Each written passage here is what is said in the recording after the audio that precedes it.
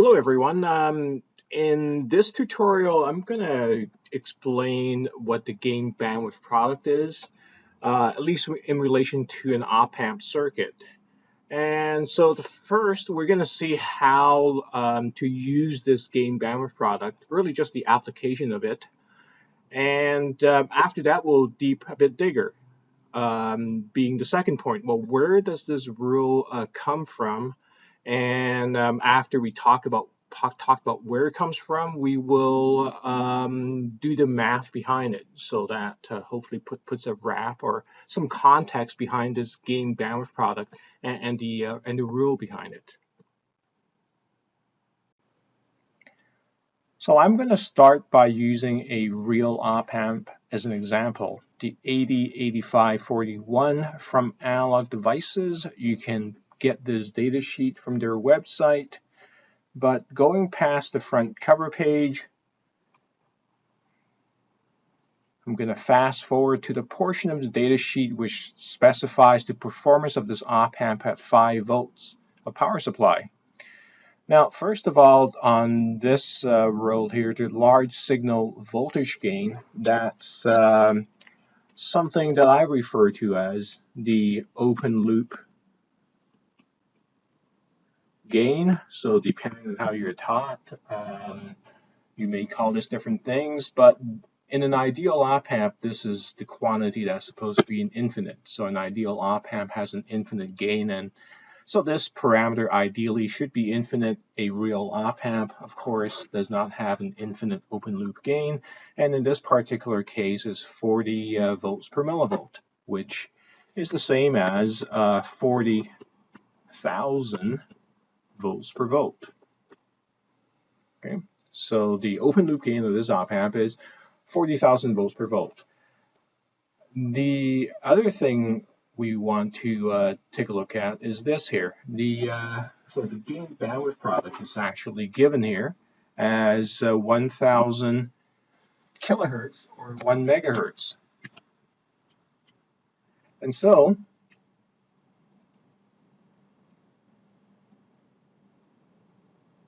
in terms of the usage of this, suppose I take this op-amp and I create a unity gain buffer out of it.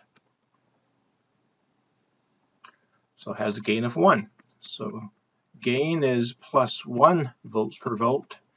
Now, using the gain bandwidth product, we can actually estimate the bandwidth of this unity gain buffer built with this particular op-amp. So gain bandwidth product, we can take it simply as the gain times the bandwidth of the amplifier. In this case, this op-amp has a gain bandwidth of 1,000 kilohertz or 1 megahertz. The gain we've configured it to in this particular circuit is 1, and this is multiplied by the bandwidth. So we can see in this case, we can estimate that the 3 dB bandwidth of this unity gain buffer is 1 megahertz. And just to illustrate another step further, if we build a non-inverting amplifier, all of this, and we'll just set it, these two resistors to be the same, so this has a gain of plus 2 volts per volt. So using the same technique as above, we can now estimate the bandwidth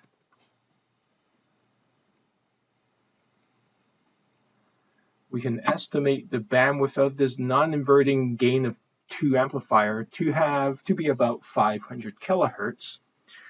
So now, by and large, this will work reasonably well for this op-amp. So the question is this rule like a immutable law of physics? Does it always hold? The answer is no. There are some assumptions embedded in this gain bandwidth product, and that's what we'll dig into next. So if you're just happy with knowing how to apply this, you can stop here. But if you're interested in digging a bit deeper, keep watching this video. So now, where does this rule come from? I'm going to try to explain this intuitively using the same analog devices op-amp. So first off, remember that this op-amp has an open loop gain of 40,000. If I take 20 log of this, this is equivalent to about 92 dBs. Now, would I expect that this op-amp's open loop gain to be 92 dB across all frequencies, like from DC to some very high frequency? The obvious answer is no. There's, the open loop gain itself also has some finite, or also has a cutoff frequency. So we can sort of deduce at this point that the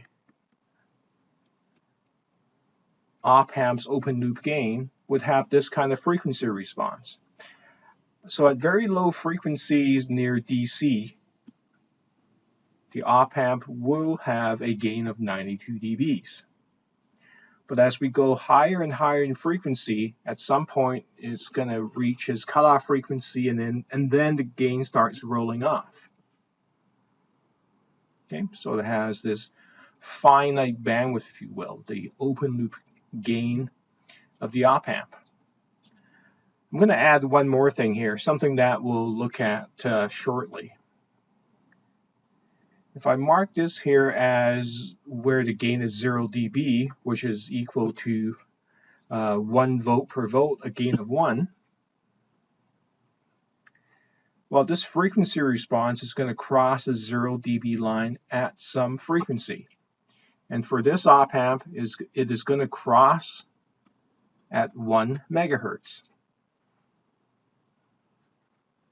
So with this in place, let's think about putting this op-amp into a non-inverting amplifier again. Okay, and we want to design for a gain of 10. So if I didn't know any better, I might ask, well, I've got this gain of 10 amplifier. Can I get a 1 megahertz bandwidth out of this using this op-amp? Well, we can already answer the question by recalling that the gain bandwidth of this op-amp is 1 megahertz, and now with a gain of 10 times the bandwidth of this amplifier itself.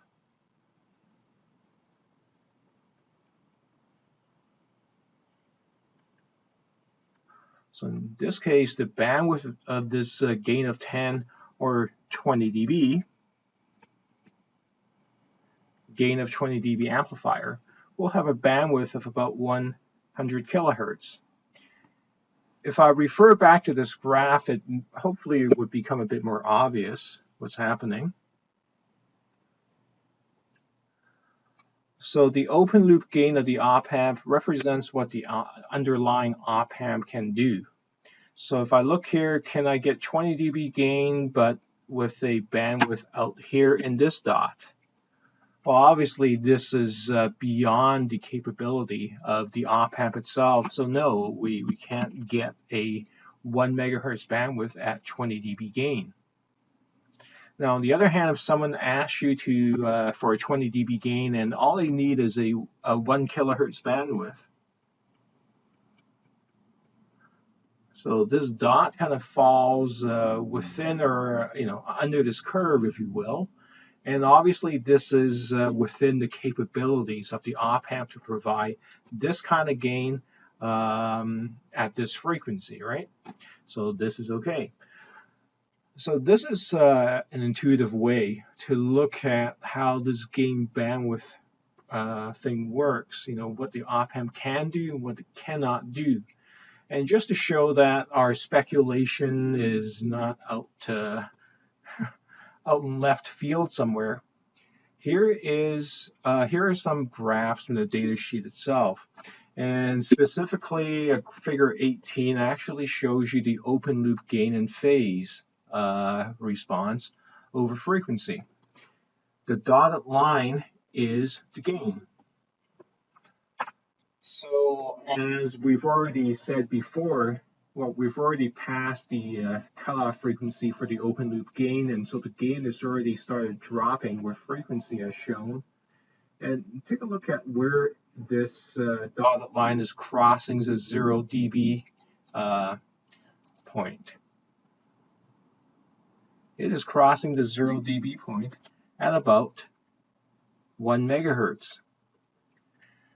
So now if I take the open loop gain, 0 dB, which is 1 volt per volt, and multiply it by the frequency where we get this gain, 1 megahertz,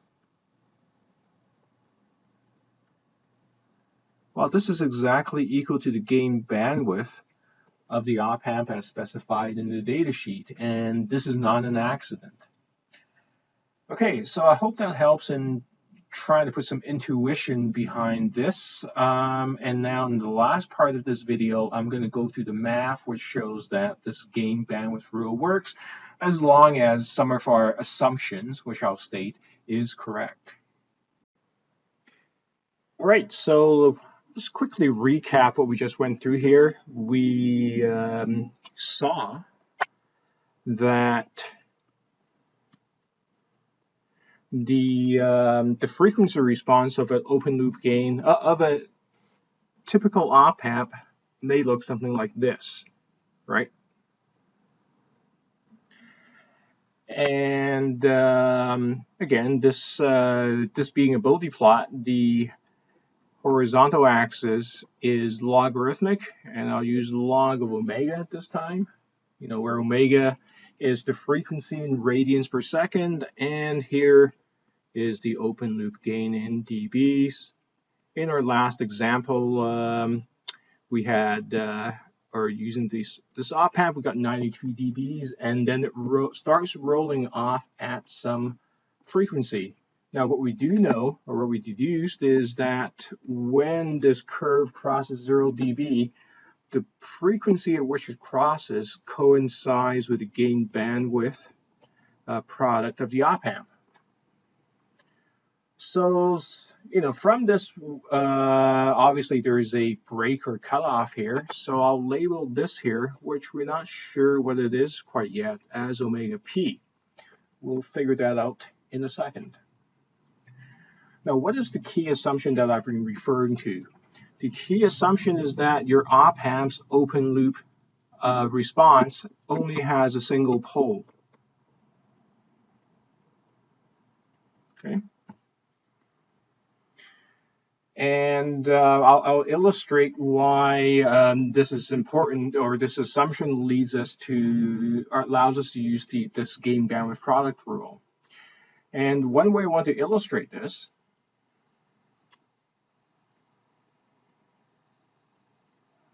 let me draw this again.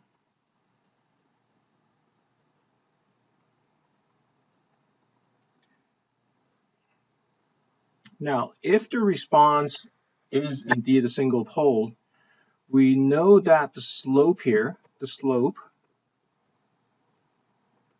is minus 20 dB per decade. This is from your electrical engineering classes. Single pole, one pole gives you minus 20 dBs per decade here.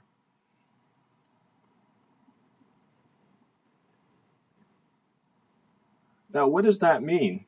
Well, if this is 0 dB and corresponds to 1 megahertz here, which is the gain bandwidth product of our op-amp example, if I now decrease the frequency by 1 decade, so it's 10 times less at 100 kilohertz, well, this corresponding point here,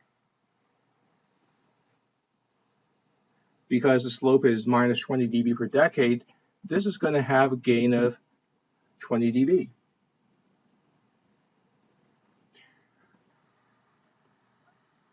So let's look at the gain times the frequency at this point here, this green dot, and the gain times frequency for this red dot here. So the green dot, so at 1 megahertz,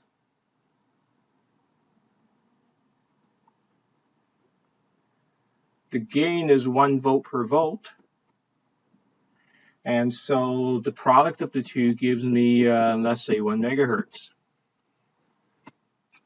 Now the red dot, at that point, the frequency is 100 kilohertz. The gain, 20 dB, well, that corresponds to 10 volts per volt. So now multiply the two again, you still get 1 megahertz. So in other words, with this single pole assumption, anywhere along this straight line segment here, this slope here, any point on it, you will find that the product of the gain times the frequency is going to be a constant, this gain bandwidth. And so now for this last little bit, I want to dig into the math. And so we're going to assume now the following, now that we got all this all set up. Now we know that the open loop gain, we're assuming it's a single pole. So the denominator is going to look something like this, where omega p corresponds to this cutoff that I referred to earlier.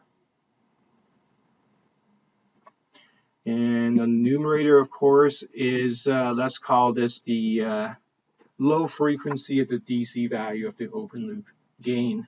That was 40,000 volts per volt for this op amp. Okay. Now let's make I want to do one more thing here.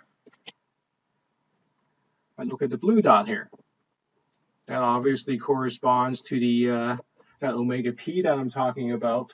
Now, if what I wrote here is true, then it must also be true that the open loop gain, DC, times this cutoff must be equal to the gain bandwidth product. You know, of course, this is in radians per second. So I put in 40,000, or I don't even need to do that right now. Let me just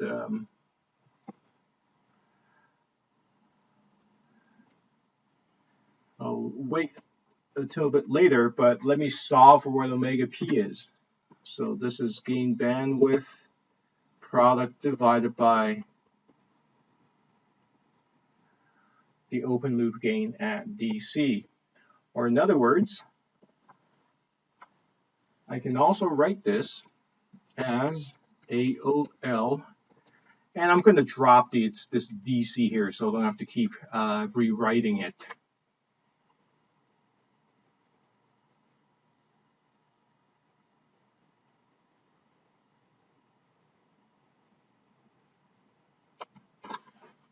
Okay, so this transfer function describes the op amp's open loop frequency response, assuming that indeed our op amp only has a single pole. Okay. So now let's we're going to dive into a bit of math here.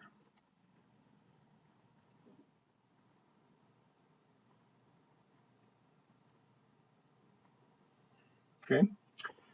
And again, I need to use some terminologies that I hope you're familiar with. So this is a non-inverting amplifier.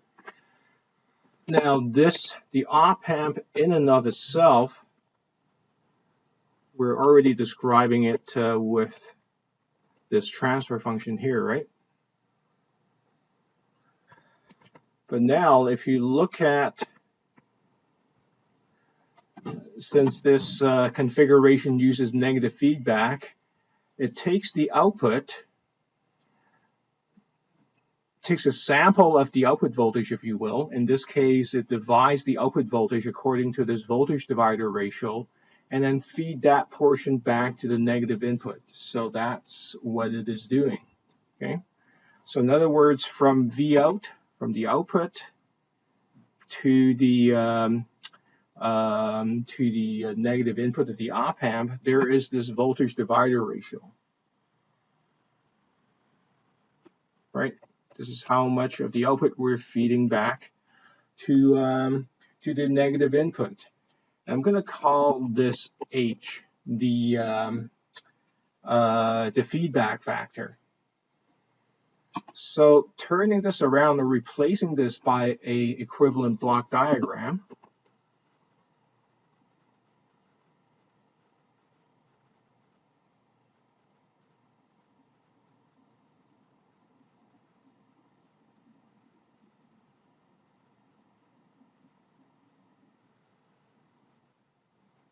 okay, we have something like this. So the summer here are actually taking the difference, plus minus. That's what the op-amp is doing across this plus minus input. The feedback network I've just talked about, H, that's there, is taking the output and feeding some portion of it to the negative input. The AOL here, that's the op-amp itself. I won't go through the derivation of this. This block diagram is reasonably common, but V out over V in for this system under negative feedback is given by this expression here.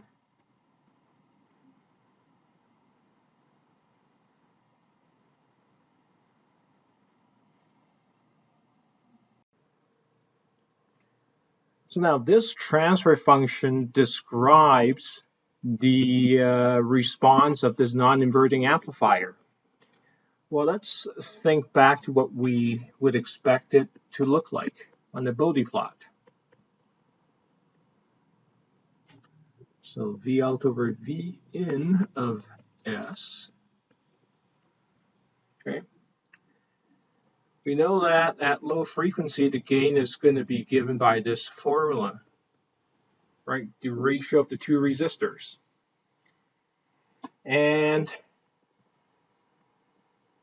it's going to have a finite bandwidth or a cutoff frequency, and this cutoff frequency corresponds to the gain bandwidth product divided by the gain.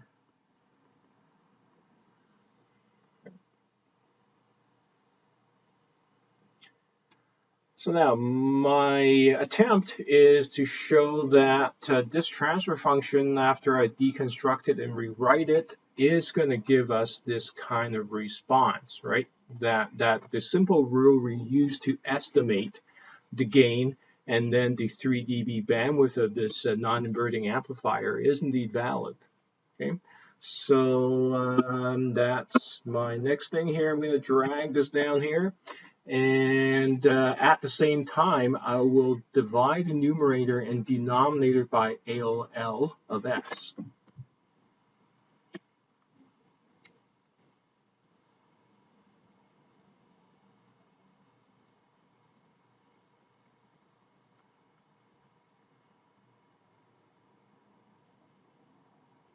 Whoops, 1 over that plus H. Let me substitute in the expression for AOL of S. That's the expression up here.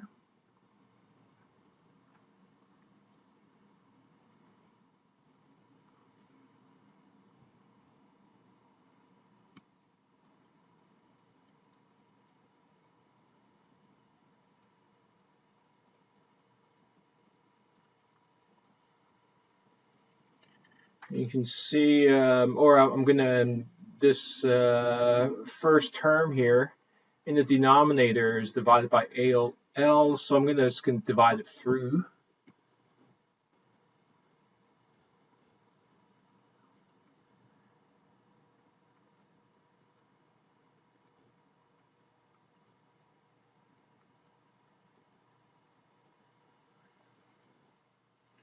Okay, so now perhaps it's more clear that the frequency response of this non-inverting amplifier is still single pole.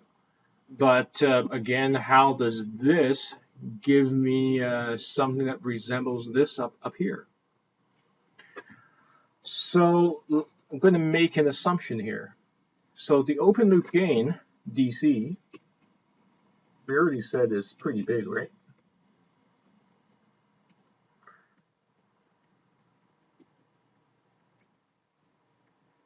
So if that's the case, if this is much greater than 1 over that, this first term here is going to small. So I'm going to drop that first term.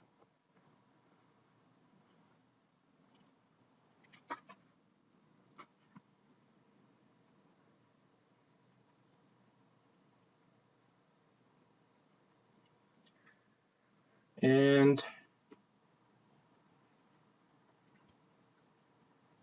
one more thing, I will divide the numerator and denominator by h.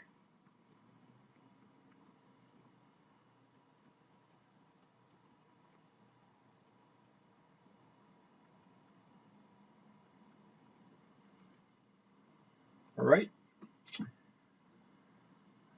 So this actually does, so you may not believe me right now, but this here does actually correspond to this curve, this response of the non-inverting amplifier that I sketched up here. So let's expand this further so you can see it.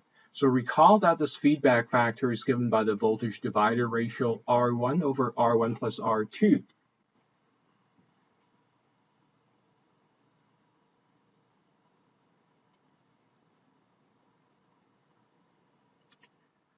So if I invert that,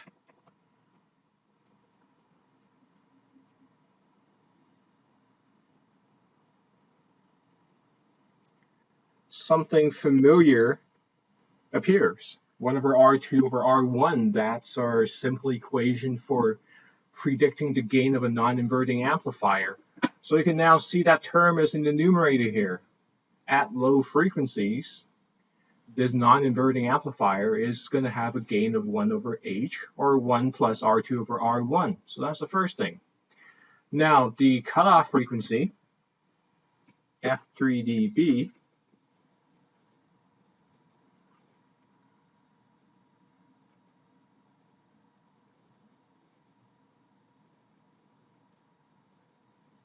okay? Sorry, I apologize if I'm flipping back and forth between radians per second and hertz, but now I'm back in hertz land again. So that's in hertz and that's in hertz. Okay.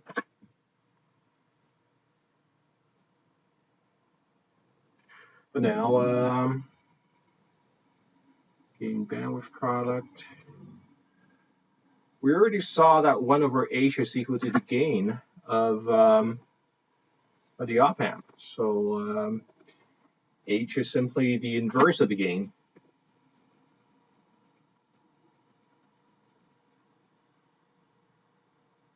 Okay. Or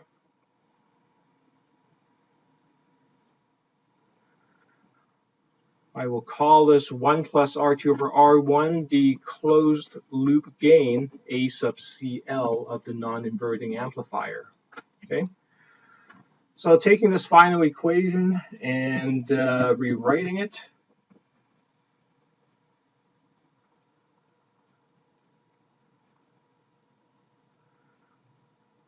so what we've just shown is that for this non-inverting amplifier, this is what I've just gone through here. What comes out is the gain bandwidth product rule that I've illustrated at the beginning of this video. Right, I hope that's helps. Now, just to summarize, a couple of key assumptions behind this gain bandwidth product rule. So the first one I've already mentioned. We're assuming that the op amp itself, the op amp's open loop response only has a single pole. Obviously, a real op amp is not going to have only a single pole. So this behavior, this gain bandwidth product rule, may not always be accurate when you apply it. So be aware of that. Does assume that has a single pole. So to the extent that the op amp can approximate this well, this rule will work. Now, something I have not mentioned and I intend to gloss over it, is that this rule applies to something called voltage feedback amplifiers. And by that, recall that earlier I mentioned that in the non-inverting amplifier, we are sampling, or we're taking a portion of the output voltage and feeding it back to the negative input. So we're feeding back the output voltage to the negative input. Okay. A lot of the op amps you will encounter will be voltage feedback op amps, even though they don't say it. However, there are op amps called current feedback op amps, to which this gain bandwidth product rule does not apply. Okay, be aware of that. And typically, if an op amp is current feedback, it will say that on the data sheet. So keep an eye out for that. All right. So thanks very much. Hopefully that clarifies where this gain bandwidth product rule comes from, and we'll see you in the next video.